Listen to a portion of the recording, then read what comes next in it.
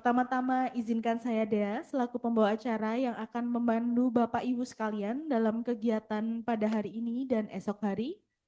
Izin kami sampaikan rangkaian acara yang meliputi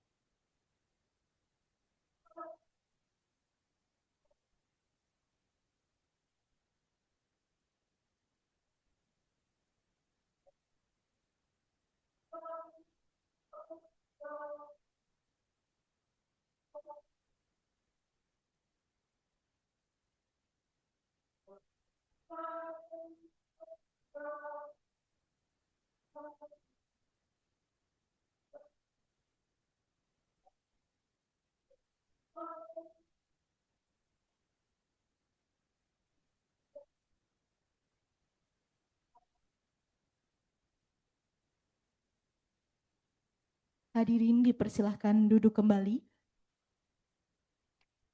Sebelum memulai acara dan untuk penyelenggaraan acara ini agar berjalan secara optimal, marilah kita berdoa kepada Tuhan Yang Maha Esa.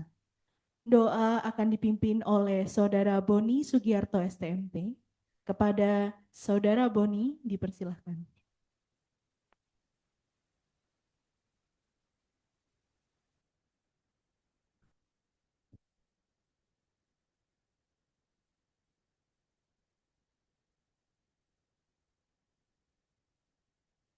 Assalamualaikum warahmatullahi wabarakatuh. Selamat pagi dan salam sejahtera bagi kita semua. Izinkan saya memimpin doa dengan cara Islam. Bapak Ibu hadirin sekalian mohon berkenan untuk menyesuaikan sesuai dengan keyakinan masing-masing. A'udzubillahi minasyaitonirrajim. Bismillahirrahmanirrahim. Hamdan syakirin, hamdan na'imin, hamdan yu'afi ni'mahu wa kifu mazidah. Ya Rabbana lakal hamdu kama yanbaghi li jalali wajhika wa azimi sultan. Ya Allah, ya Tuhan kami, segala puji untukmu, pemelihara alam semesta. Segala puji atas karunia dan kenikmatan yang Engkau limpahkan kepada kami. Segala puji atas keagunganmu, segala puji atas kemuliaanmu dan kekuasaanmu.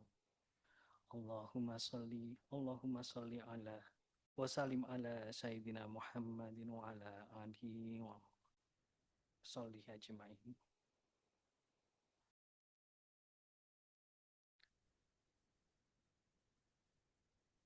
Ya Rabbana, hari ini kami berkumpul di sini dalam kegiatan workshop pemetaan rencana tata ruang tingkat menengah untuk berdiskusi, bertukar pikiran, dan memperdalam ilmu guna mendukung pembangunan yang berkelanjutan dan tata ruang yang lebih baik di daerah masing-masing. Ya Allah, lancarkanlah kegiatan ini, berkahilah, penuhilah pertemuan ini dengan keberkahan dari awal hingga akhir. Allahumma ya Allah ya Karim, kami memohon petunjuk dan bimbingan-Mu agar acara ini berjalan dengan lancar, bermanfaat. Jadikanlah kami mampu menyerap ilmu dengan baik, memahami dengan terang, dan kelak mampu menerapkannya di daerah kami masing-masing dengan penuh tanggung jawab dan amanah. Ya Allah, bukakanlah untuk kami jalan keluar dari segala kesulitan. Ajarkan kepada kami apa yang belum kami ketahui dan sempurnakan segala kekurangan yang kami miliki. Jadikanlah kami sebagai hamba-Mu yang senantiasa mengingat-Mu, bersyukur atas nikmat-Mu, dan mengabdikan diri untuk kemaslahatan bersama. Allahumma arinal haqqa haqqa warzuqna tiba'ah wa arinal batil batila warzuqna tinabah. Ya Allah, tunjukkanlah kepada kami yang baik itu baik, tunjukkanlah kepada kami yang serta beri kemampuan untuk menjalankannya. Tunjukkanlah pula kepada kami yang salah itu salah, dan jauhkanlah kami daripadanya. Ya Allah yang mujib, Engkau yang maha mengabulkan doa, perkenankanlah doa dan permohonan kami. Rabbana atina fid dunya hasanah wa fil akhirati hasanah wa qina adzabannar. Wassallallahu ala Muhammadin wa ala alihi wa ashabihi ajmain. Subhana rabbika rabbil izzati amma yasifun wa salamun alal mursalin walhamdulillahi rabbil alamin. Wassalamualaikum warahmatullahi wabarakatuh. Selanjutnya mari kita dengarkan bersama sambutan pembukaan acara workshop pemetaan rencana tata ruang tingkat menengah yang akan disampaikan oleh Kepala Bidang Penataan Ruang Provinsi Jawa Timur yang dalam hal ini akan disampaikan oleh Ibu Insinyur Siti Mahmudah MT. Waktu dan tempat kami persilahkan.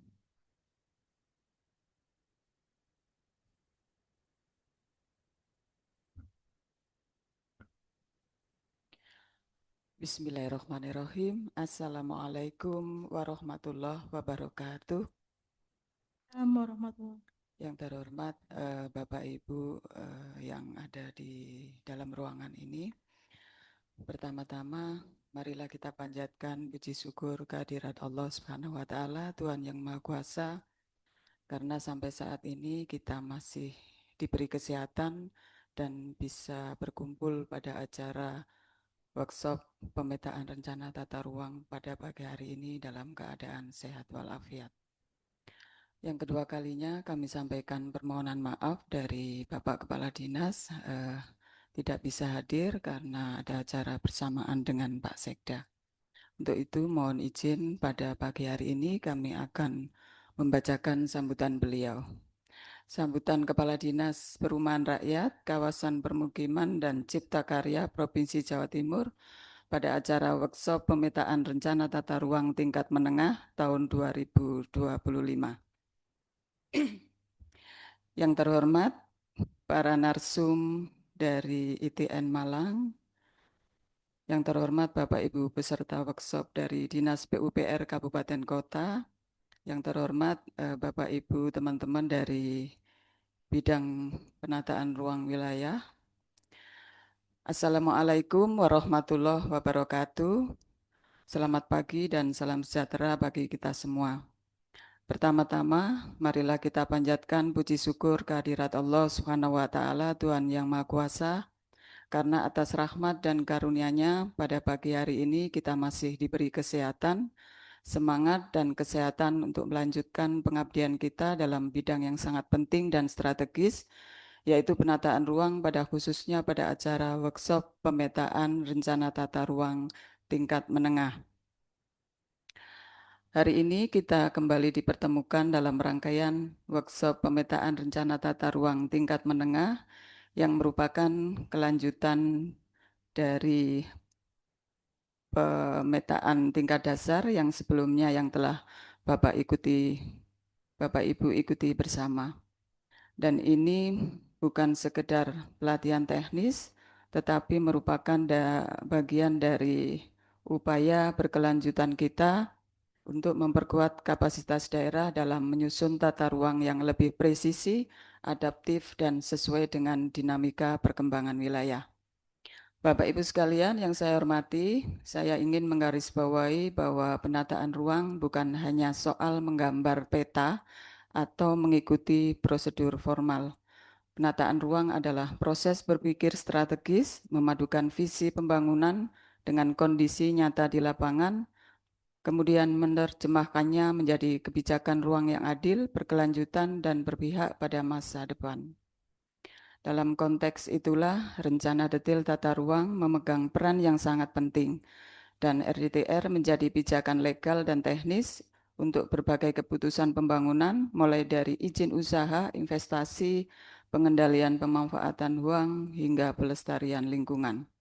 Tanpa RDTR yang baik, pembangunan bisa salah arah, ruang bisa tumpang tindih, dan yang paling dikhawatirkan adalah masyarakat bisa kehilangan hak atas ruang hidup yang layak. Bapak Ibu sekalian yang saya hormati, jika pada workshop dasar kita telah mempelajari pengenalan konsep pemetaan dan pengoperasian dasar perangkat lunak GIS, maka pada workshop tingkat menengah ini Bapak Ibu akan diajak untuk lebih dalam menggali aspek teknis dalam penyusunan peta pola ruang RDTR. Materi-materi yang akan disampaikan mencakup hal-hal yang sangat penting dan sangat aplikatif. Dan pada workshop kali ini Bapak Ibu akan mengikuti seksi praktek individu di mana semua tahapan mulai dari input data hingga peta akhir akan dikerjakan secara langsung. Hal ini dirancang agar workshop ini tidak hanya menghasilkan pengetahuan teoritis, tetapi juga keterampilan praktis yang dapat langsung diterapkan dalam pekerjaan di daerah. Bapak Ibu sekalian yang saya hormati, saya memahami sekali bahwa tantangan kita di lapangan sangat kompleks. Keterbatasan data, dinamika perubahan lahan, hingga keterbatasan sumber daya. Namun, saya percaya bahwa dengan pemahaman teknis yang memadai dan kemampuan pemetaan yang terus diasah, kita mampu menyusun RDTR yang tidak hanya akurat, tetapi juga berdaya guna sebagai dasar investasi, pengendalian pemanfaatan ruang, dan pelestarian lingkungan. Saya juga ingin mengucapkan terima kasih kepada seluruh tim dari ITN Malang yang telah menjadi mitra strategis kami dalam kegiatan ini. Terima kasih juga saya sampaikan kepada para narasumber, panitia pelaksana, dan tentu saja kepada seluruh peserta yang telah hadir dan siap mengikuti workshop ini secara penuh selama 2 hari pelaksanaan. Demikian Bapak Ibu sekalian yang dapat kami sampaikan, semoga acara ini dapat terlaksana dengan baik dan lancar, serta bermanfaat bagi kita semua. Dan apabila dalam penyampaian terdapat salah kata, saya mohon maaf dan semoga menjadi maklum. Akhir kata dengan mengucapkan Bismillahirrohmanirrohim, acara workshop pemetaan rencana tata ruang tingkat menengah pada hari ini, tanggal 21 dan 22 tanggal 21 sampai 22 Juli tahun 2025 resmi saya buka. Sekian, terima kasih. Wassalamualaikum warahmatullahi wabarakatuh. Kepala Dinas Perumahan Rakyat Kawasan Permukiman dan Cipta Karya Provinsi Jawa Timur, I. Nyoman Gunadi, STMT.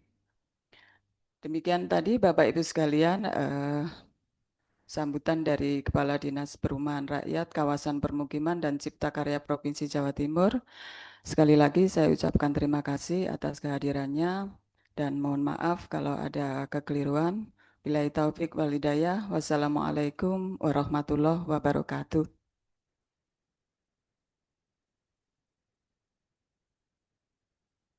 Terima kasih kami ucapkan kepada Ibu Insinyur Siti Mahmudah MT yang telah membuka acara pada hari ini. Kami mohon aplaus sekali lagi untuk Ibu Kepala Bidang. Selanjutnya kami mohon izin kepada Ibu Mahmuda didampingi oleh Pak Priyo dan Ibu Mila selaku Kepala Seksi untuk dapat berdiri menghadap ke arah layar dan seluruh peserta untuk dapat berdiri dan kita melakukan sesi dokumentasi sebentar. Mohon perkenannya untuk berdiri sejenak. Panitia dari seksi dokumentasi untuk dapat dibantu mengambil gambar dari arah panggung.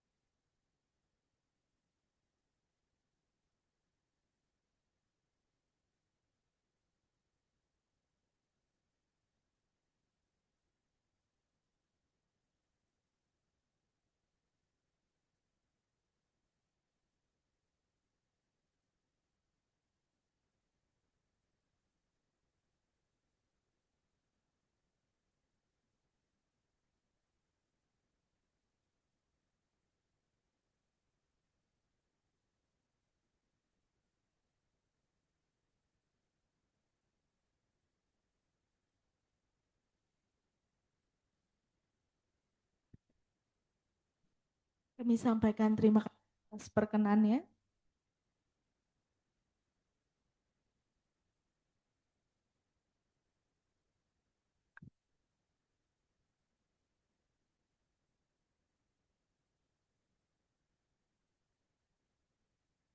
Bapak Ibu hadirin yang berbahagia, marilah kita memasuki kegiatan inti yakni penyampaian yang akan dibagi menjadi 2 sesi, lalu kemudian akan dijeda dengan isoma pada saat waktu duhur. Dan sesuai dengan jadwal workshop yang telah kami sampaikan, pada setiap akhir waktu pelaksanaan workshop, setiap harinya pada 2 hari ini akan dilaksanakan sesi praktek untuk mengaplikasikan teori yang telah disampaikan oleh para narasumber.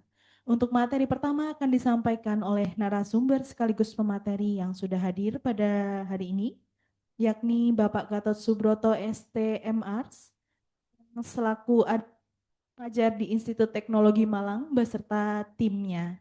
Kepada seluruh narasumber, kami persilahkan. Baik, tes. Terima kasih Mbak Dea. Oke, kami mulai aja Bapak Ibu karena sudah siang. Assalamualaikum warahmatullahi wabarakatuh. Selamat datang di TN Malang, Bapak Ibu. Semoga ini gak apa ya? Ini semoga ini yang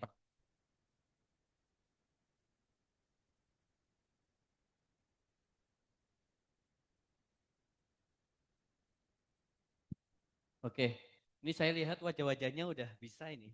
Kenapa ya masih ikut ya? Oke, Bapak Ibu, hari ini kita akan pemetaan tingkat menengah ya. Sebenarnya ini lebih menekan bagaimana kita hal-hal yang penting yang perlu kita ketahui saat penyusunan tata ruang. Mulai yang pertama nanti kita akan belajar bagaimana kita melakukan perhitungan vektor overlay ya. Nah, nanti kenapa kami lebih memilih vektor dibandingkan raster? Karena memang goal besarnya adalah RDTR. Jadi memang skalanya sangat detail dan memang kami coba sarankan perhitungannya menggunakan vektor dibandingkan raster ya. Nah, nanti saya coba kami sampaikan. Yang kedua nanti akan mencoba untuk melakukan identifikasi penentuan zonasi optimal di dalam tata ruang. Nanti seperti apa cara cepatnya, kemudian pertimbangannya apa, dan juga ada hal-hal yang perlu kita ketahui ya bersama. Yang ketiga kita akan belajar tentang topologi. Topologi ini sebenarnya hal yang sederhana tapi membuat ruwet di belakang gitu ya. Karena paling banyak PR-nya itu biasanya topologi. Tapi ketika kita di dalam pemetaannya itu sudah benar dari awal, strateginya, tipsnya, triknya, kita sudah membuat itu dari awal, sepertinya topologi itu akan sedikit ya. Tapi kalau kita ngasal-asalan buat digitasinya, kemudian zoningnya asal-asalan, itu banyak menemukan topologi di sana. Kemudian besok kita akan belajar tentang struktur data EDTR, kodifikasi, mungkin yang agak panjang ya besok, karena kita akan mengenal banyak kodifikasi sesuai Permen 14 2021. Kodifikasi baik struktur ruang maupun pola ruang itu juga kita sudah coba sediakan, bagaimana cara cepatnya, bagaimana kita membuat kerja kita lebih efektif. Baru yang terakhir kita simbologi dan layouting. Mungkin nanti kita akan coba bagi lagi gitu ya dalam konteks tugasnya. Jadi sebenarnya ada mini project Bapak Ibu. Jadi mini projectnya itu kalau gelombang pertama Kamis Jumat minggu lalu kita full di akhir. Jadi setelah semua materi sudah diberikan, setelah itu ada mini project ujian prakteknya sekitar 2 jam. Nah, cuma nanti tadi arahan panitia biar lebih banyak gitu ya. Nanti mungkin dibawa PR, bawa pulang. Malam bukan besok ya. Jadi malam ini silakan lembur untuk besok melanjutkan prakteknya biar bisa lebih cepat. Oke, kita beranjak ke ke materi pertama Bapak Ibu. Silakan sudah download semua Bapak Ibu? Sudah ya di Bitly ya. Ini nggak usah Mas. Perlu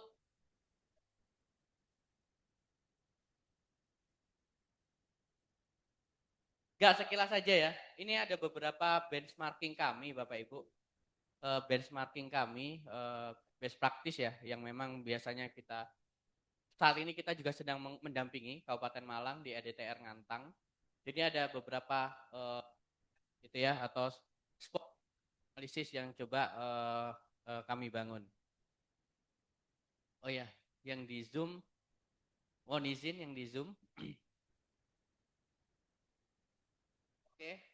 Nah, di mana misal di sini kita coba membuat beberapa analisis, di mana yang pertama adalah target oriented dan juga trend oriented Bapak Ibu. Di mana memang seringkali ini dipilih salah gitu ya, pakai trend atau pakai target. Namun memang kebanyakan itu seringkali cenderung pakai trend. Ya, cenderung pakai tren. Targetnya itu seringkali kurang pendekatan yang memang digunakan. Itu nanti mungkin bisa kita sampaikan. Next saja. Ini salah satu ya implikasi dari KUZ. Jadi kita coba identifikasi dari RT RW di atasnya. Next lagi. Kemudian ini kita identifikasi faktor penghambat ya, faktor pendorong untuk mengetahui kira-kira di mana sih skenario-skenario yang bisa dikembangkan. Nah sebenarnya ini juga linear ya dengan penentuan delineasi tadi Bapak Ibu. Kalau kita menentukan delineasi terakhir gitu ya, mungkin pragmatisnya batas kecamatan lah EDTR itu. Tapi memang dalam hal kami gitu ya mencoba untuk memberikan pendekatan lebih baru. Artinya adalah bagaimana EDTR itu delineasinya benar-benar batas fungsional dari hasil analisis yang kita lakukan. Nah, di mana sebenarnya itu juga sudah ada ya kalau arahan kriteria delineasi itu sudah banyak khususnya dari ATR ataupun Kemenko Perekonomian saat itu yang 2019 ya yang awal-awalnya EDTR OSS dan lain sebagainya memang secara prinsip kita coba identifikasi di situ.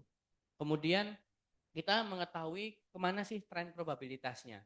Nah ini yang penting juga. Biasanya kita itu sebelum melakukan fiksasi delineasi, karena delineasi kan nanti ada BA ya, ada berita acara. Sebelum itu biasanya kita sampaikan trennya ke arah sini loh, gitu loh.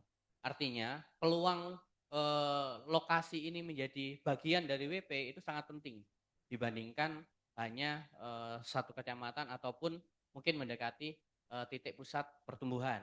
Nah, padahal ketika kita coba simulasikan, ternyata lokus-lokus tersebut itu memiliki peluang yang cukup besar karena mungkin bisa di logika ya ataupun pusat-pusat pertumbuhan yang saat ini sudah berkembang itu seringkali akan jenuh gitu. Artinya akan muncul pusat-pusat pertumbuhan baru dan itu akan kita masukkan sebagai faktor pendorong dan faktor penghambat. Next saja. Nah, kemudian ini beberapa lagi ya kita melakukan hasil spatial comparison. Jadi kita coba optimisasi dari spasial Bapak Ibu. Jadi misal skalogram itu kita tidak atas skalogram teks gitu ya ataupun Excel, tapi kita bagaimana mencoba untuk mengoptimalisasi ruang itu benar-benar by name by address. Jadi ketahuan lokusnya di mana, kita juga pakai diagram Voronoi yang mengetahui di mana perkembangannya, kemudian kita juga identifikasi lahan-lahan yang memang cenderung menjadi lokus utama untuk perkembangan kotanya. Jadi kita sudah sampai tahu seberapa besar sih maksimal radius gitu ya, bahasa sederhananya, radius perkembangan kotanya ke arah sana. Kemudian kita juga ada sebelumnya aja, ada tren polinomial, tadi sempat kami singgung gitu ya, tren polinomial kita pakai regresi polinomial, jadi regresi derajat ya bahasanya itu. Jadi kita menghitung mulai dari ordo 3, ordo 5, ordo 9, itu lebih kepada kita meyakinkan kembali variabel atau faktor apa yang benar-benar bisa mengidentifikasi lahan tersebut. Misal, dari 10 tahun ke belakang ternyata perkotaan ini tumbuh. Tumbuh ini karena apa sih? Faktor terbesarnya apa? Nah itu kita pakai polinomial. Ternyata terbesarnya itu misal jaringan jalan gitu ya, sederhananya. Jaringan jalan ini memberikan pengaruh berapa? Berapa persen? Kemudian mungkin dari lokus-lokus pendidikan ataupun dari lokus-lokus fasilitas lain itu juga kita coba optimalkan. Kemudian regresi logistik. Regresi logistik ini kita juga perhitungan secara spasial Bapak Ibu, di mana dari hasil polinomial nanti akan ketahuan pengaruhnya berapa besar, trennya ke arah mana. Dari situ akan kita identifikasi regresi logistiknya. Artinya, oh variabel ini bener nih berpengaruh besar gitu ya terhadap perkembangan lahan perkotaan. Oh variabel ini beneran memiliki suatu pengaruh yang kecil misal nih, meskipun dia ada di situ. Nah ini juga semuanya akan keluar dalam bentuk rumus Bapak Ibu, Y sama dengan konstanta ya, konstanta dikali dari ABX1, BX2 dan lain sebagainya. Kemudian pemodelan skenario constraint tadi, kita juga eksplorasi constraint-nya, kira-kira constraint-nya apa? Misal LP2B, kawasan hutan gitu. Ini saya jujur Bapak Ibu, saya sangat sedih ya sejujurnya dengan melihat beberapa kali saya dilibatkan saat proses FGD konsultasi publik, EDTR OSS yang digagas oleh beneran ATR ya. Ternyata EDTR-nya itu dari 100%, 30%-nya kawasan hutan, 30%-nya sawah, sisanya itu mungkin kawasan non terbangun, perkotaannya cuma 20%. Artinya kalau kita kembalikan lagi ke logika kenapa butuh EDTR, itu sangat nggak nyambung gitu ya. Dan itu seringkali memang kita harus menentukan dari awal nih constraint-constraintnya di mana. Kalau memang udah kawasan hutan, ya sudah, buat apa gitu ya? Biarin itu urusan RT RW lah. Ketika memang itu PKKPR ya, karena ranahnya izin kawasan hutan itu sudah ranahnya pusat gitu. Kalaupun memang X baru ada pelepasan, itu juga ada Juknisnya sendiri, mentok di PKKPR, tidak sampai ke konfirmasi dan lain sebagainya. Kemudian juga lahan sawah juga.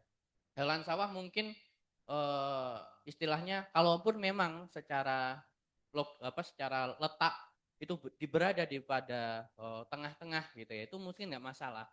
Tapi ketika dia di satu hamparan besar dan itu sebenarnya bisa kita eliminasi dalam tanda kutip dari secara delineasi, ya kenapa harus kita masukkan gitu.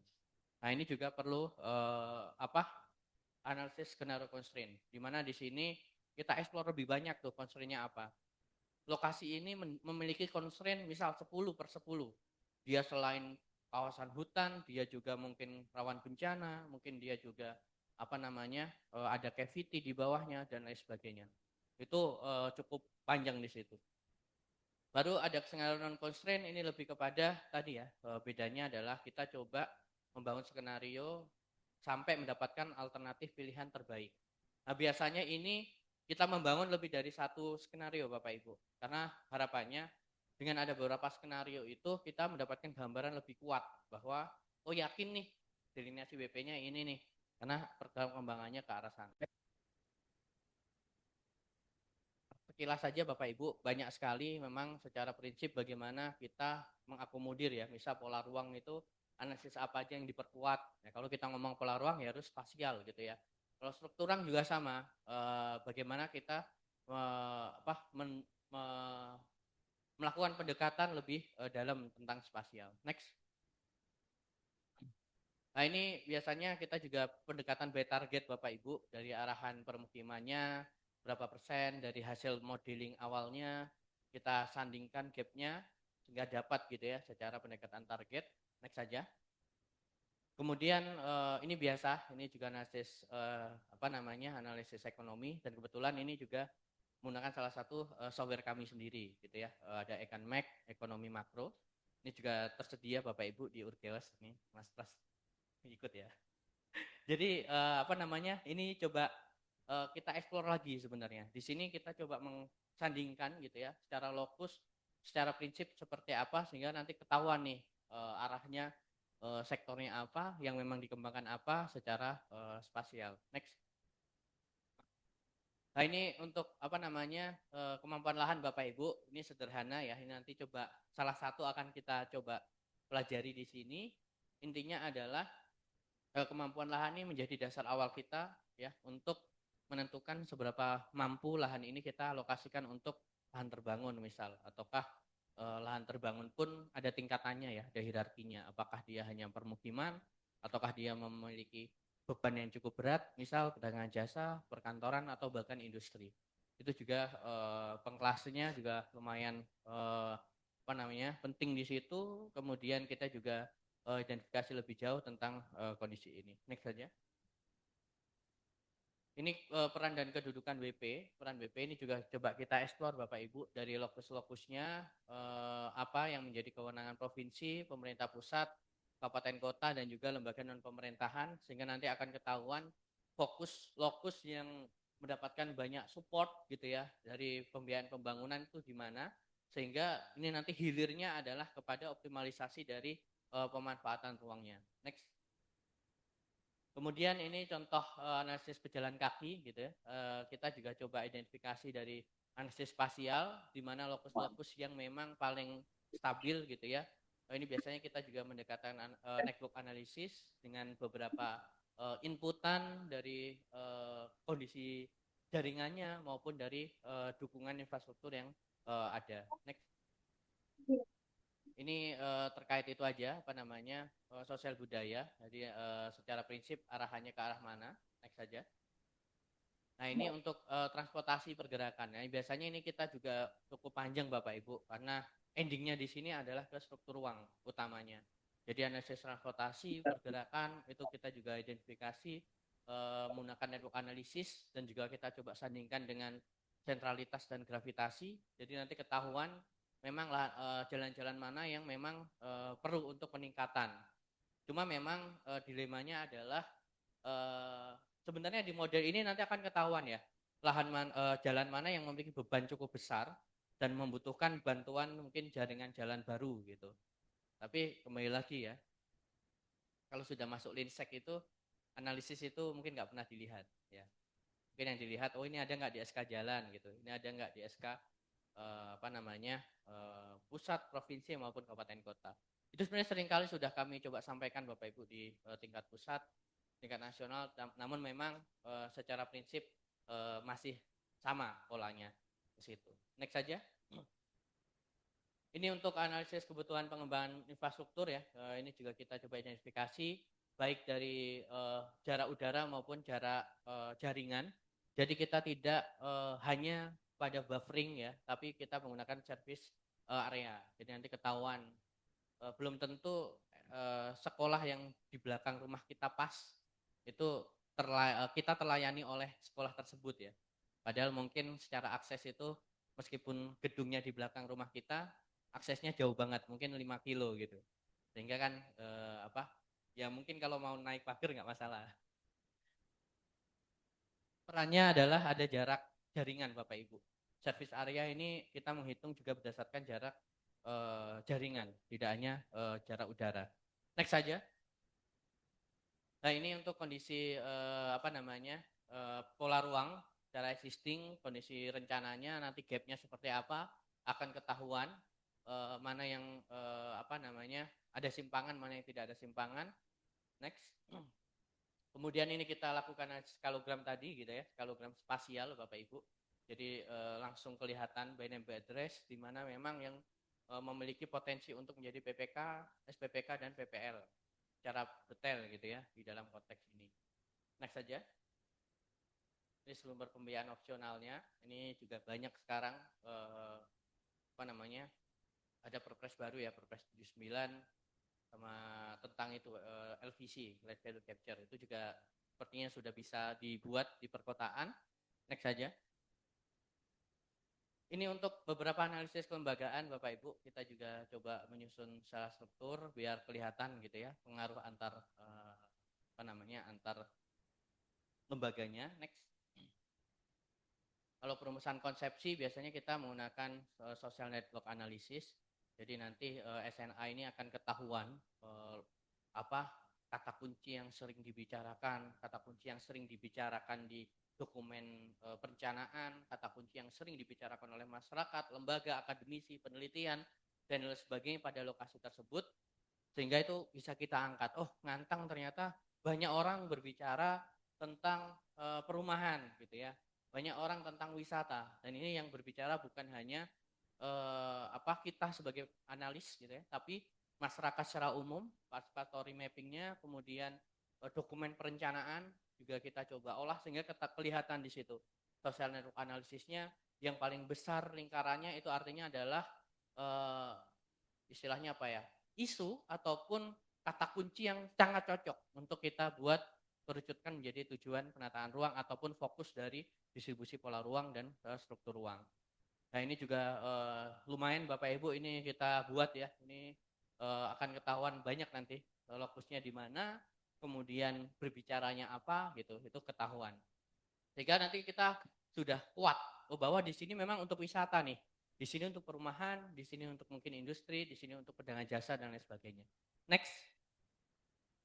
Nah ini untuk prediksi arah pengembangan. Jadi ini juga sebenarnya nyambung Bapak Ibu. Ini salah satu contoh lain lagi.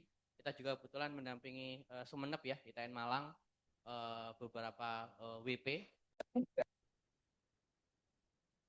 Identifikasi lebih jauh arah perkembangannya kemana, secara spasial. Next. Nah ini substansi saja, next lagi aja. Ini struktur ruang, Bapak Ibu sudah paham ya tentang ada PP pusat pelayanan, ada jaringan transportasi, ada jaringan prasarana. Next. Kemudian pola ruang, nah ini juga sama distribusinya seperti apa. Jangan sampai di RDTR itu dominasinya lebih banyak non terbangun, non produktif, atau mungkin bahkan bukan kewenangan kita gitu ya. Buat apa kita ngerencanain tapi 80% bukan kewenangan kita. Nah, itu juga perlu dipertimbangkan. Next. Ini sebenarnya nyambung ya sama beberapa analisis kita tadi. Kita coba optimalisasi juga dari pemanfaatan ruangnya. Ini juga kemarin kita coba ada beberapa diskusi sebenarnya yang kita angkat di pusat Bapak Ibu, karena kan saat ini seluruh program itu harus mengacu pada Permen Dagri ya 900 dan juga Imen Dagri 2 2025. Cuma memang secara prinsip ada beberapa program yang itu membutuhkan dukungan dari beberapa sumber pendanaan lain non APBD, non APBN, dan otomatis perlu program itu apakah memang bisa dilingkan dengan program-program hibah, program-program loan dan lain sebagainya. Itu juga kemarin perlu sempat kami angkat di tingkat pusat ya, khususnya saat itu membahas tentang bagaimana program-program dengan pembiayaan alternatif tadi, misalnya dari KPBU ataupun hibah tadi, ataupun mungkin dari beberapa istilahnya pendanaan lain, itu otomatis butuh program-program inovatif yang tidak sebatas normatif di Permendagri. Next saja.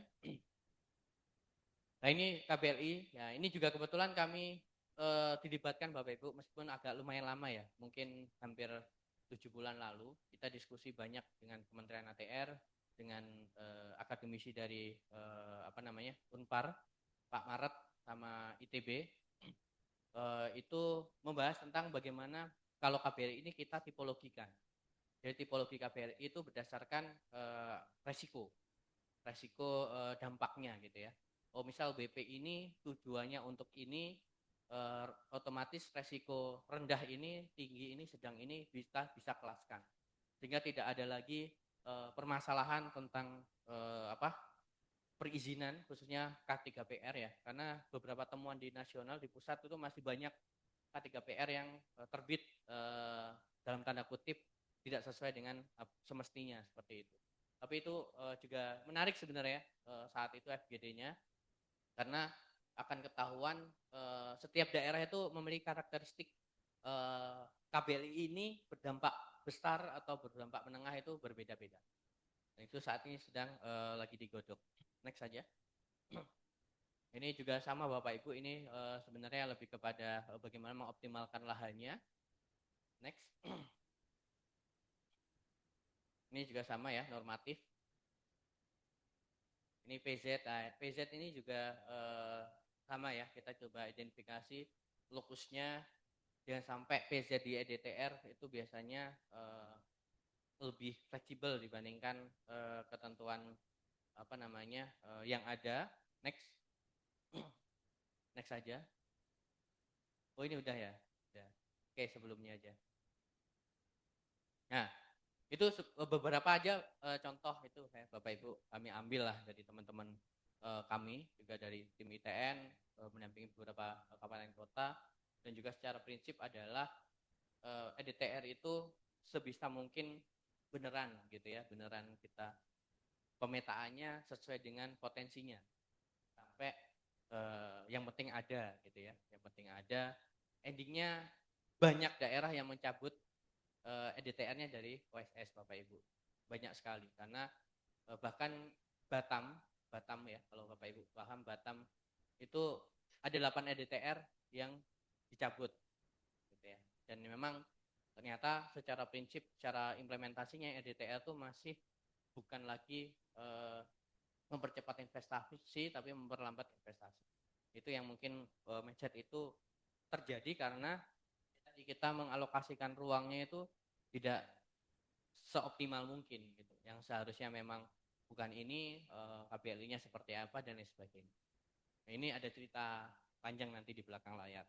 Next saja. Oke Bapak Ibu, kita coba langsung ke praktek ya. Atau sebelum praktek ada yang mau di Bapak Ibu? Cukup ya? Yang Oke, silakan Bapak Ibu buka ArchMap ya. Kenapa kita pakai ArchMap? Ada yang tahu? Enggak. Kenapa kita pakai S3 product deh? Ya, karena Permen ATR bisanya pakai itu. Kalau kita pakai QGIS, kita akan kesulitan sendiri Bapak Ibu, karena GDB itu adalah format eksklusifnya S3. Jadi kita bisa membuka GDB di QGIS bisa. Cuma memang akan agak susah, apalagi struktur datanya itu akan sedikit kita temukan error lah. Dan itu yang sejauh ini kita mau harus punya S3 ya. Meskipun itu itu kita dapat secara gratis. Oke, kalau sudah silahkan dimasukkan Bapak Ibu di folder data, di tes ya. Di data ya, di data kemudian masukkan kelerengan sama morfologi. Kelerengan sama ini sebenarnya kita coba ajari logikanya ya Bapak Ibu ya, karena SKL itu ada 9 ya sampai 10 SKL, dan itu kalau sekarang praktekin selesai besok. Jadi ini kita coba sampling ya, satu SKL.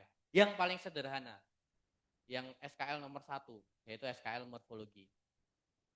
Yang penting di sini kami sampaikan adalah polanya gitu ya. Nah, kita menggunakan vektor overlay Bapak Ibu ya. Kenapa kita menggunakan vektor? Yang pertama adalah karena EDTR itu kalau bisa detail perhitungannya. Nih, saya coba sampaikan nanti perbedaannya raster dan vektor. Cuma secara prinsip adalah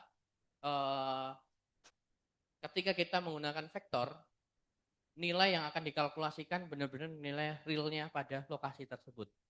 Ya, kalau vektor itu akan seperti ini ya gambarnya Bapak Ibu.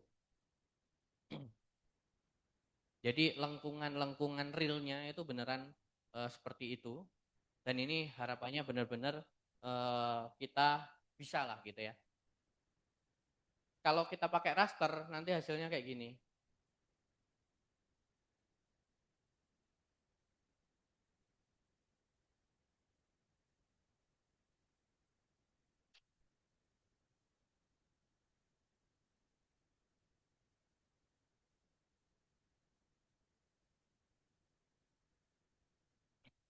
Jadi akan ada perbedaan, ada deviasi yang cukup cukup mengganggu Bapak Ibu. Karena misal di sini ternyata potensinya besar ya di sini.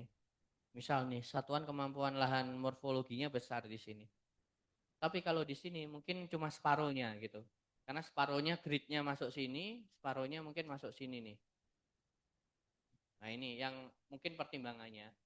Tapi kalau RT/RW, TR kami sarankan cukup pakai raster. Karena kita hanya ingin mendapatkan gambaran kira-kira lokusnya itu apa sih gitu ya, sejauh apa memperhitungkan seperti itu. Jadi kita pakai ya EDTR. Jadi semua perhitungannya adalah menggunakan vector overlay. Jadi kita coba vector overlay, setelah itu kita kalkulasikan secara matematis. Tapi kalau pakai raster, kalau Bapak Ibu pengen cepat, tapi kembali lagi ya ke dalam konteks output datanya itu akan berbeda, gitu ya.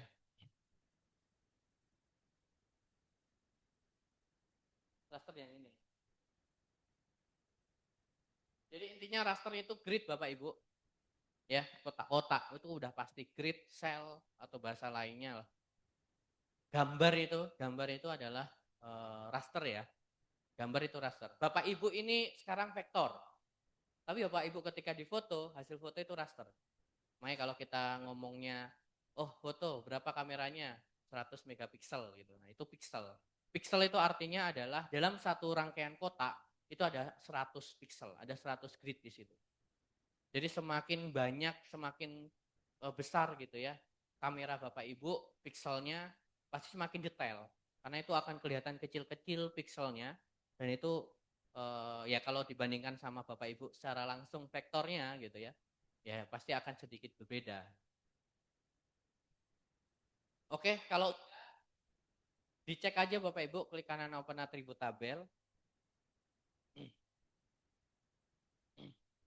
Nah, udah buka ini kelerengan gitu ya. Kemudian satunya yang buka juga, klik kanan open atribut.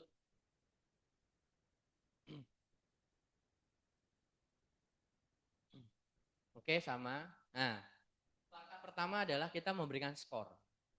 Memberikan skor pada setiap peta ya. Jadi mungkin dari kelerengan dulu aja. Dari kelerengan, klik kanan open atribut tabel. Kemudian di sini Bapak Ibu add field ya. Di sini option ya, tabel pojok kanan itu ada option. Di sini ada kayak bentuk tabel, ada panahnya. Di sini ada add field. Tulis skor. Ya, di sini agak geser ke kanan. Oh iya. Gara-gara pelatihan ini Bapak Ibu, karena kemarin Kamis Jumat ya, itu ada evaluasi. Ternyata LCD nempel 4 ini kurang efektif. Jadi ITN kemarin sudah beli untuk full itu ya. Jadi ini nanti akan dipindah ke ruang lain. Terima kasih Provinsi Jatim. Soalnya kalau nggak kita coba gitu ya, nggak kelihatan. Karena kalau tadi misal kalau di tengah-tengah itu ada yang hilang pikselnya Bapak Ibu. Jadi misal Indonesia Raya gitu ya, tadi kan kelihatannya Indonesia. Gitu. Jadi S-nya hilang. Jadi mungkin minggu depan atau 2 minggu lagi udah ganti layarnya. Oke, nah ini ada itu ya. Itu di luar konteks ya Bapak Ibu. Ini ada tipenya Bapak. Mungkin Bapak Ibu paham. Di sini ada integer. Jadi bahasa integer itu bilangan bulat udah pasti. Kalau kita isinya di bilangan bulat, kita yakin itu nggak akan ada koma, kita mending pakai. Tapi kalau float itu adalah dia desimal. Dia kalaupun kita isi isi angka 1 gitu ya, pasti nanti akan ada di pengaturannya ada berapa angka di belakang koma. Kemudian kalau double ini paling aman, bisa desimal. Kalau kita pakai kalau kita pakai angka paling aman double. Kecuali besok kita belajar struktur data yang EDTR. Permen ATR itu wajib integer.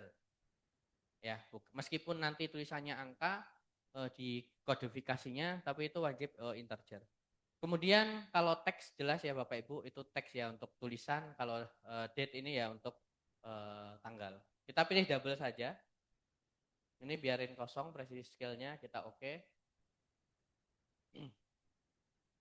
Kemudian kita isi di sini ya.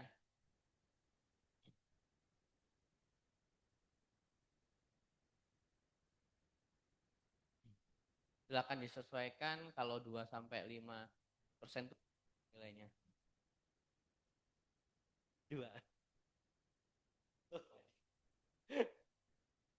Langsung aja Mas, diisi.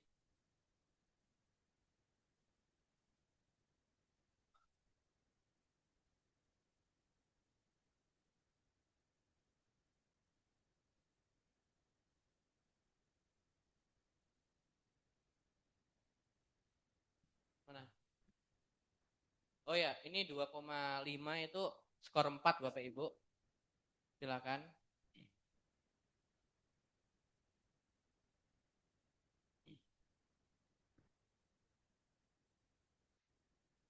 Tiga paling.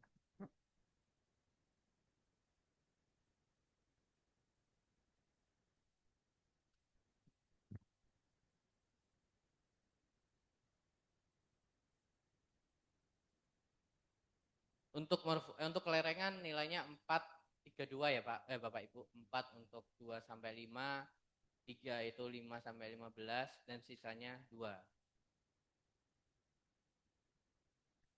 Kalau start editing tahu kan ya Bapak Ibu ya?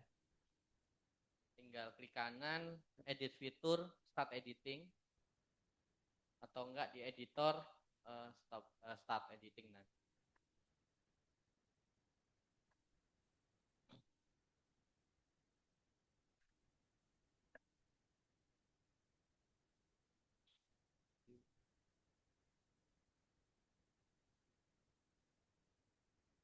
Kalau ada yang bingung angkat tangan Bapak. Nanti saya door.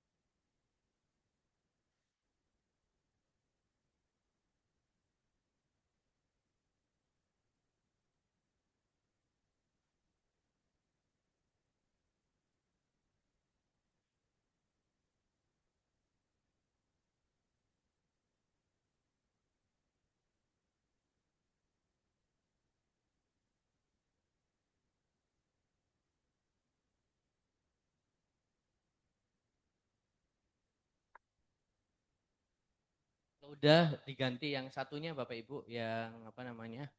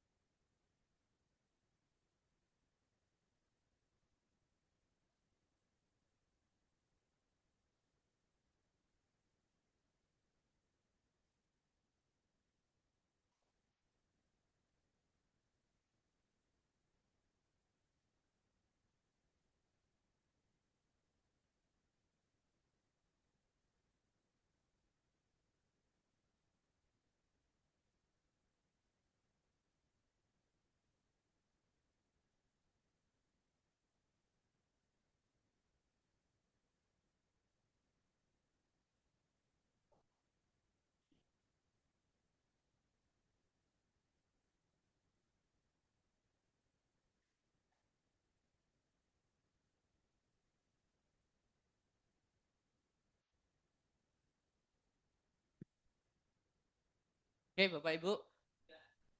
Kalau udah semua di stop editing aja semuanya. Jadi posisi stop editing tidak boleh ada yang terselect satupun. Nah itu bedanya QGIS sama ArcGIS Bapak Ibu. Kalau ArcGIS keselect ya kita analisis otomatis yang keselect doang tuh yang dianalisis. Tapi kalau QGIS itu ada konfirmasi lagi nih, di kotak dialog. Jadi kalau di kotak dialog itu selalu ada pilihan hanya yang terselect yang dianalisis. Kalau nggak kita centang, meskipun terselect, itu akan diolah semuanya. Nah, tapi kalau di ArcGIS, itu terselect satu pun, ini ya, itu yang diolah cuma yang terselect. Tidak ada lagi konfirmasi, hanya yang terselect ataupun tidak terselect. Kan terselectnya udah nggak terselect ya. Caranya clear selection yang ada di sini, atau di sini Bapak Ibu. Keluar ya, kalau masih terselect sampingnya kursor hitam dan kursor putih itu nyala.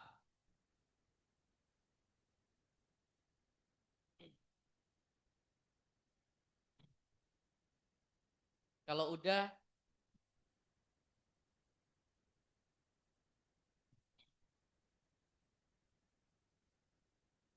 Kalau udah coba kita langsung vector of array Bapak Ibu.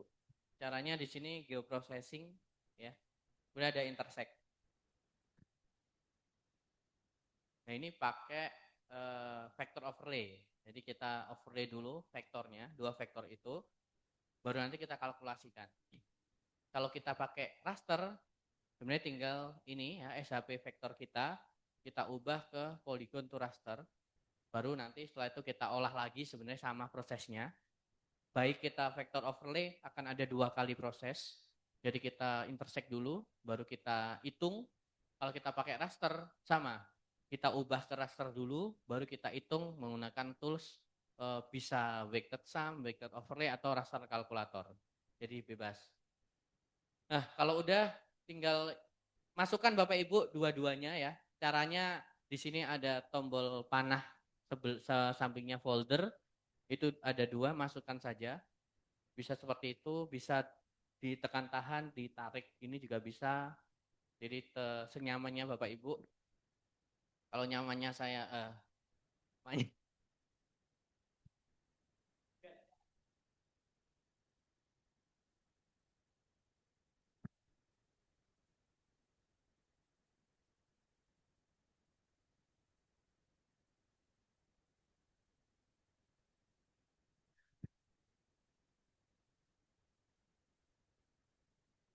kalau udah jangan lupa Bapak Ibu simpan saja di tempat Bapak Ibu ya. Bapak Ibu di mana panahnya. Kalau bisa subject mudah diingat. Namanya mungkin SKL morfologi gitu ya.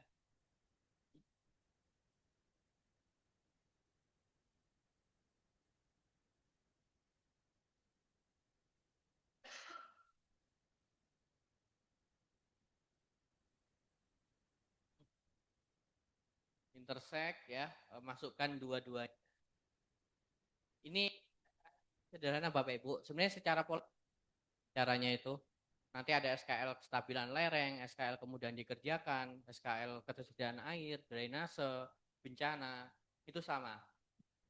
Semuanya kita skorkan dulu sesuai permen PU, kemudian baru kita vector overlay atau raster overlay apabila memang ingin raster, kemudian kita kalkulasikan nilainya.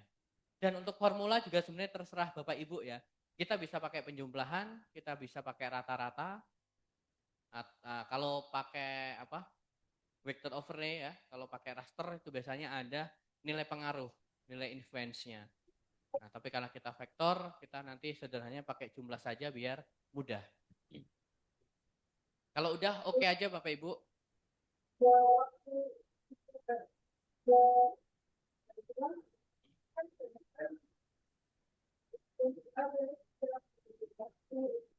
Loading, kecepatan tergantung laptopnya. Laptop gaming tidak menjamin Bapak Ibu.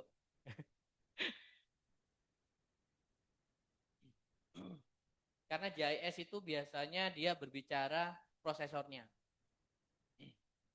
Jadi nggak terlalu penting GUI-nya biasanya Bapak Ibu. Displaynya itu nggak terlalu penting.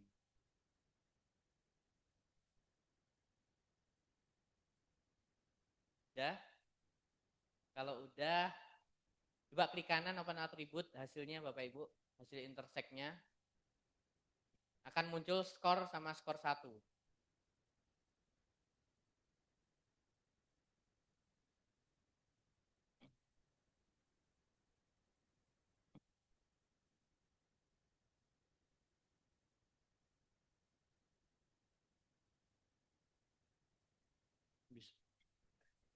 Atau tetap ya.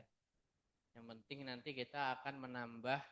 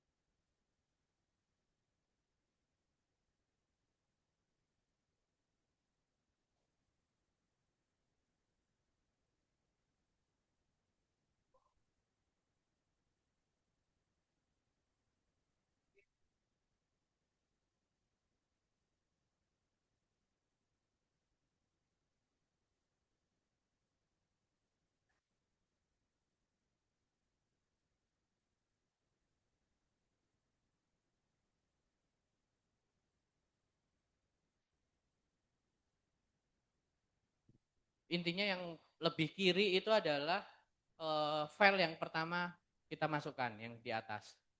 Tergantung naruhnya. Jadi kalau morfologi dulu baru kelerengan, berarti kolom yang paling depan itu kolom sesuai yang dimasukkan. Oke, kembali ke tadi Mas. Kalau udah ini silakan nambahkan field baru Bapak Ibu. Tinggal option, add field. Field barunya mungkin ditulis apa ya?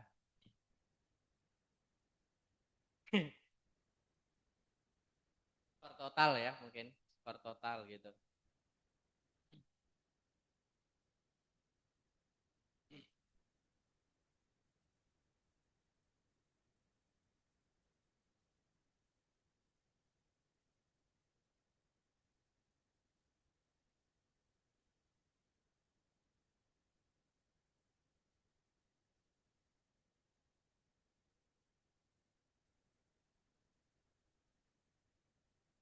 Ya.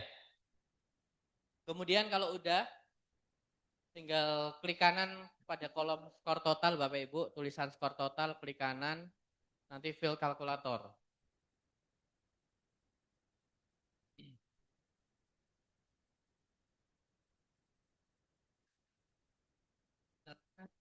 Sesuaikan dengan rumus apa yang kita akan masukkan Bapak Ibu. Ini bisa semuanya ya, tadi kami bilang bisa rata-rata, bisa jumlah, tapi kita di sini menjumlah saja. Next. Oke, langsung saja di fill kalkulator diisi, double klik di sini, skor ya, skor double klik, kemudian ada tombol tambah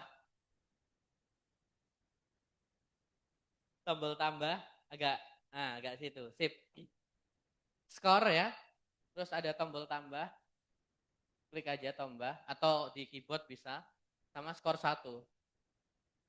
Kalau udah oke, ini bentar, pastikan udah seperti ini Bapak Ibu. Terus kemudian aturan di kalkulator adalah ketika dia angka tanpa petik 2 ya. Tapi kalau yang kita isikan nanti adalah huruf, itu wajib kita petikkan angka 2 di depan sama petik 2 di belakang. Itu nanti kita coba yang klasifikasi. Kalau udah oke, karena ini 2 variabel, jadi nilai tertinggi pasti 10. Kalau 3 variabel nilai tertinggi 15, kalau 10 variabel nilai tertinggi 50 ya. Jadi ini karena ini 2, jadi 10. Nah, kita coba klasifikasikan Bapak Ibu. Ini masuk ke sangat tinggi gitu ya. Ini kita ganti aja nanti. Sangat tinggi, tinggi, sedang, sangat rendah, sangat rendah aja. Biar mudah. Langsung ke Excel, ke ArcGIS. Nah, kita di sini karena ini banyak ya, lebih dari 1, 2 ya. Kami sarankan menggunakan select by attribute. Paling gampang gitu. Ke ArcGIS saja. Nah, di sini posisi ada nilai 9. Ini 78 kan jadi 1 ya Bapak Ibu ya. Mungkin 78 dulu lah. Tambahin dulu aja dulu. Add field dulu. Option add field. Ketikkan klasifikasi. Klasifikasi.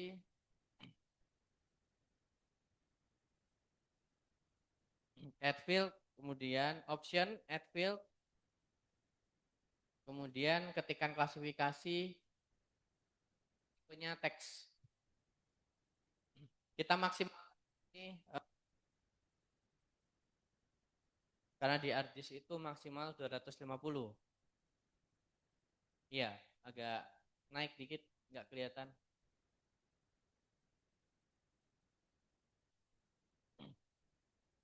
Add field dulu aja, nanti jangan di oke. Agak sini. Nggak apa-apa kalau udah. Ini kita ulangi maksudnya. Agak geser, agak geser. Oh, klasifikasi terlalu panjang Bapak Ibu. Jadi mungkin di sini klasifikasi ya. Itu juga bedanya sama QGIS. QGIS kita bisa panjang, QGIS bisa lebih dari 250. QGIS nanti itu bahkan mungkin saya pernah ngecek maksimal itu 900.000 lah. Teks serius. Ya, karena kemarin pas buat web GIS semua KUZ itu saya masukkan tuh di situ. Ternyata bisa.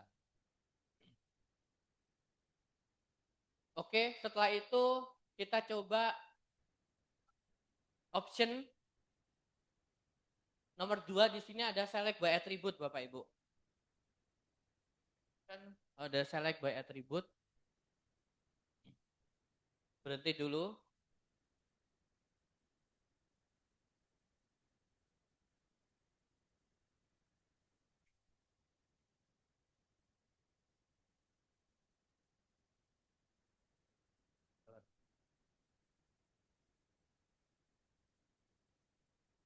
Terus kemudian di sini kita select ya. Kita yang select angka 7 dan angka 8 ya, karena dia memiliki klasifikasi yang sama, yaitu klasifikasi tinggi. Jadi agak geser aja dikit biar kelihatan. Nah, di sini kita skor total ya, double klik saja Bapak Ibu. Kemudian sama dengan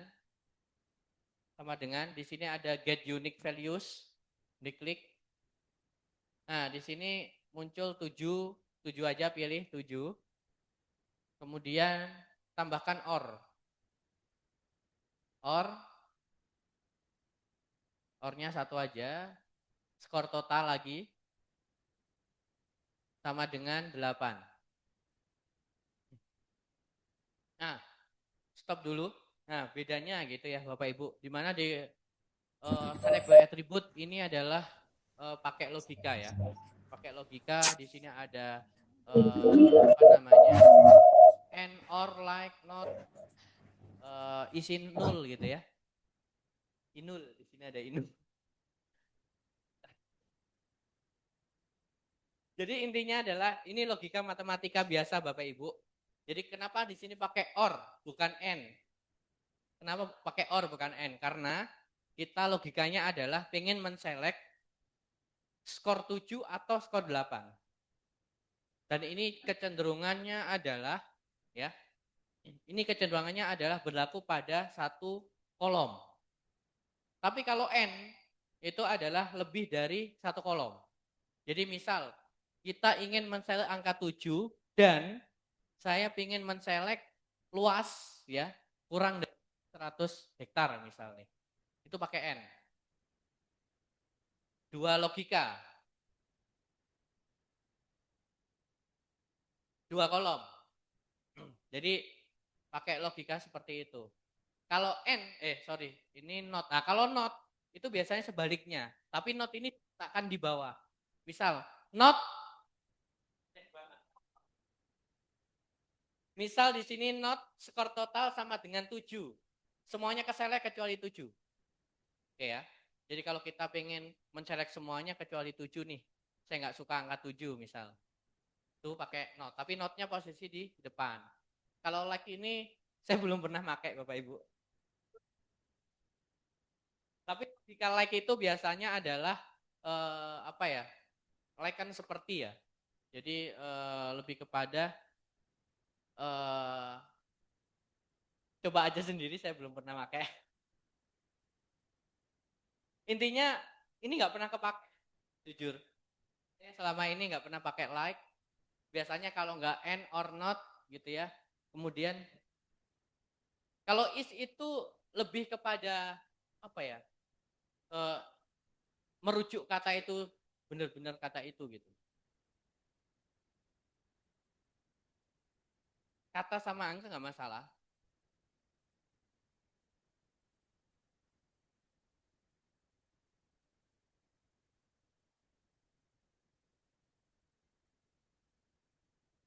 Bisa sih, tapi biasanya is in ini itu tuh lebih dari satu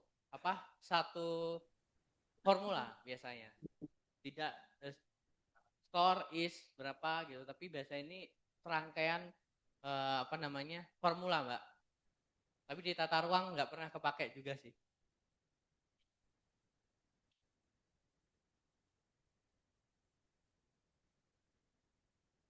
Kalau kurung, kalau udah apply aja Bapak Ibu ya. Kalau udah apply. Nah, yang keselect pasti angka 7 dan 8. Kemudian diklasifikasi, klik kanan ya, klik kanan klasifikasi, fill kalkulator, ketikan tinggi, berarti harus ada petik 2. Agak geser ke atas. Udah oke tadi. Play. Terus di sini ada select ya, sudah ke select. Dan klasifikasinya klik kanan fill kalkulator. Nah, di sini kasih aja petik ya. Petik 2, petik 2 langsung, shift petik tinggi, petik 2 tutup. Tinggi.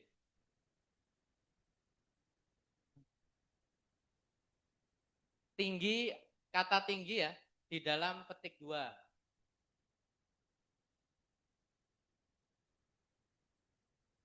Angka itu tanpa petik.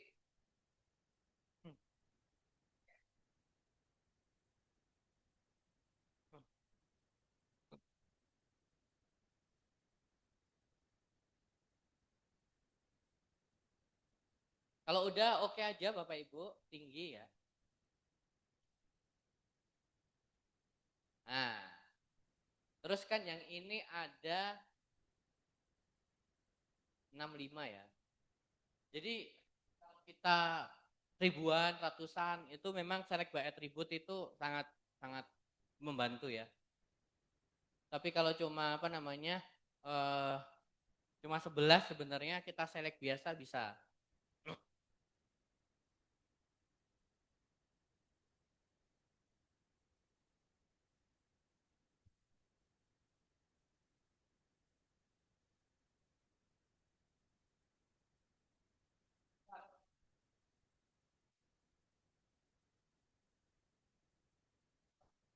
Kita range ya. Kayak kita itu range.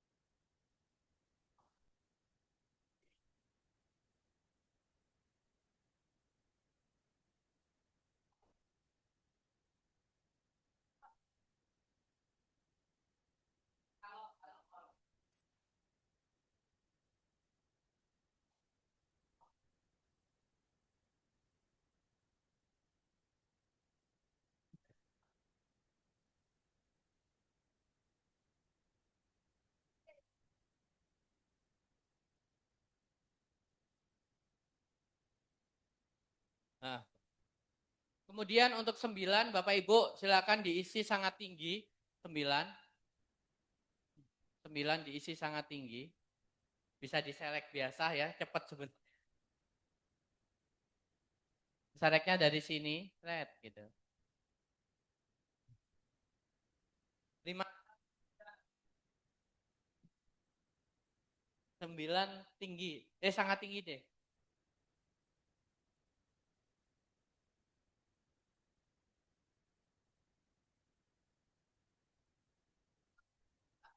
4 rendah. Nanti di modul diubah ya.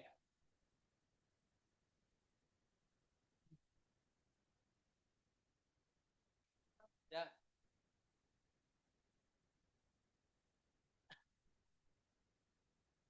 diedit gambar itu.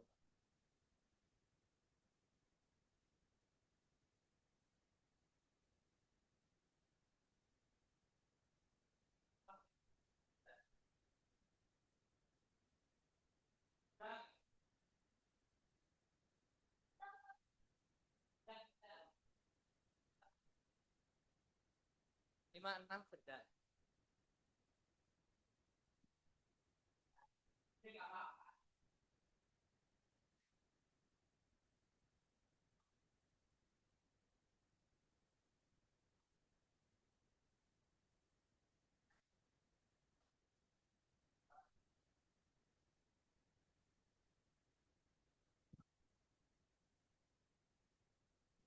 Aman aman.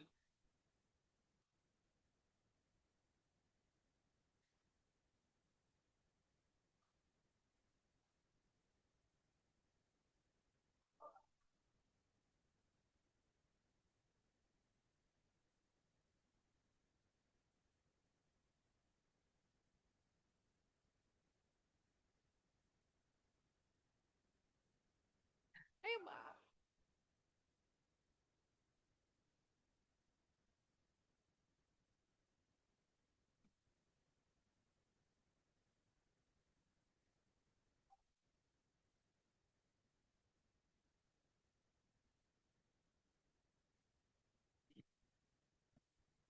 Oke.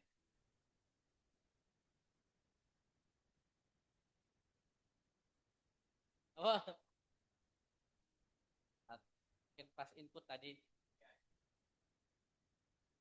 nggak apa-apa. Yang penting logikanya. Jangan lupa dimakan snacknya Bapak Ibu.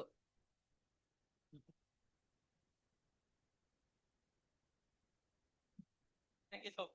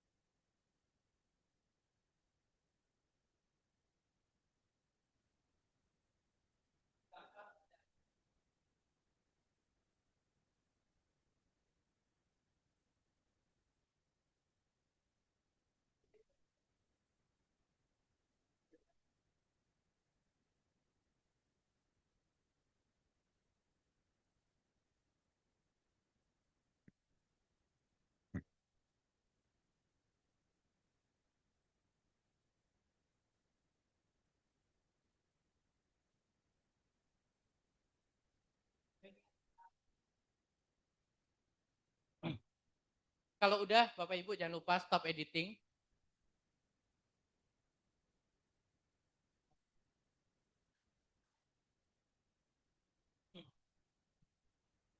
Oh, ya, berarti kalau nggak di start nggak apa-apa. Bedanya kalau nggak di start, dia otomatis tersimpan Bapak Ibu.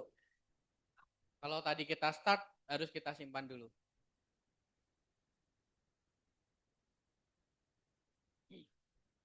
Oke, kalau udah coba kita simbologi ya. Oh, belum, Mbak.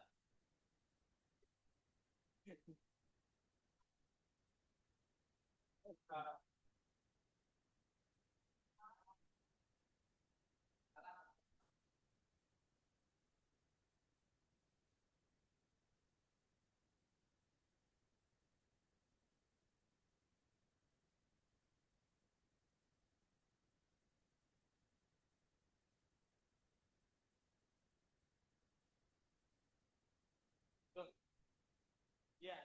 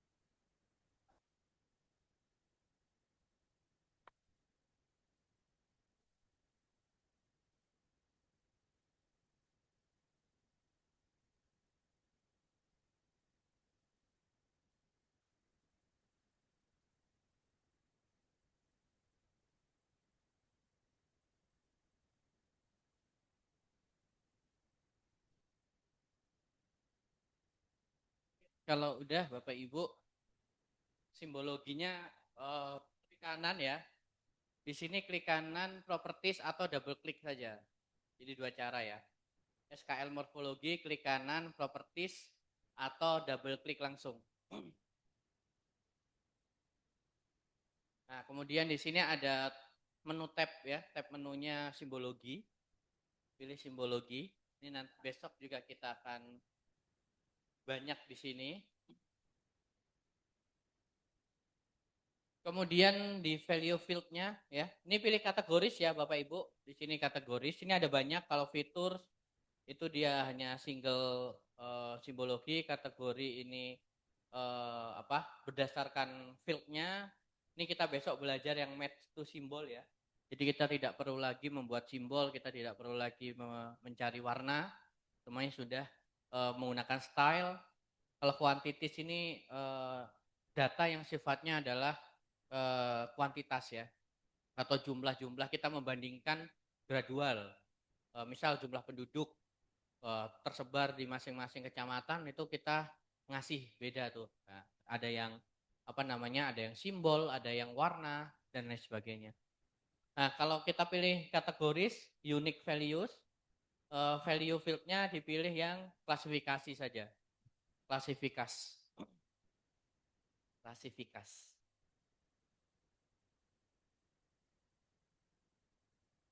Ya, agak geser ya.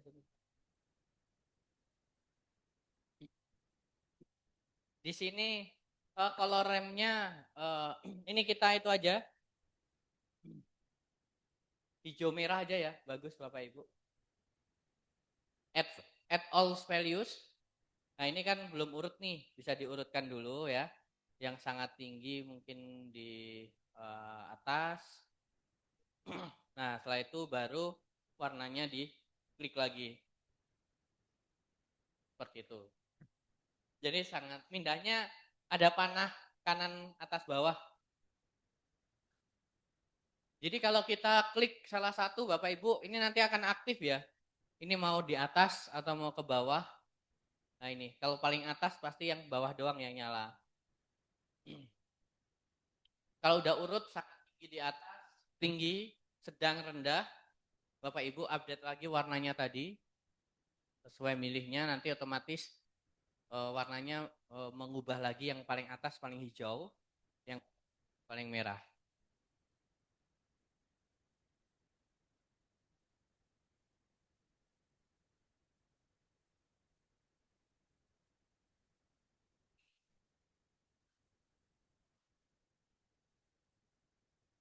Ya enggak tuh.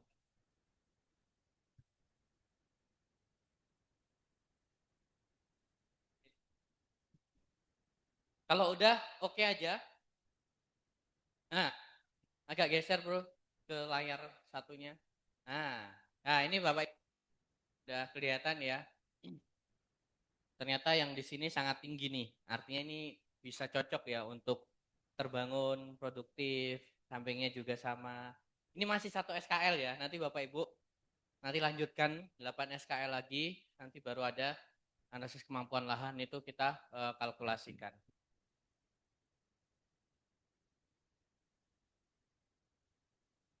Balik ke tadi aja. Warna udah luhur nih.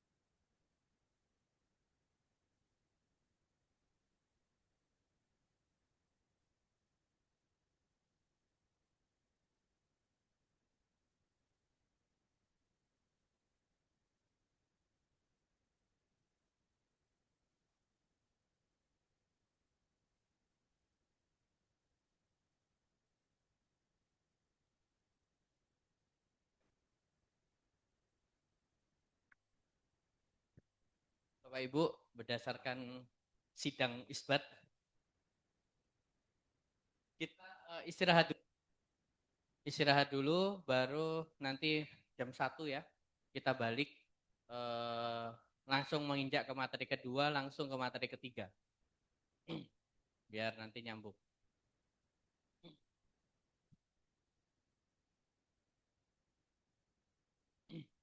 Untuk musola Bapak Ibu ini turun tangga ke arah sana ya, ke arah dalam. Nanti ada jurusan PWK, itu sampingnya pas itu musola besar. Tapi kalau mau masjid, keluar ITN, jalan dikit 200 meter itu masjid. Jadi 200 meter lah. Gak sampai 5 menit mas, 4,5 menit lah. Jadi kalau masjid keluar ITN, Bapak Ibu, kalau musola di bawah. Kalau toilet di sini ada, tapi memang belum jadi ya, belum ada klosetnya. Kalau mau BAK masih bisa, tapi kalau lebih ada di bawah, ada dong. Oh iya, oke, oh, dipasang.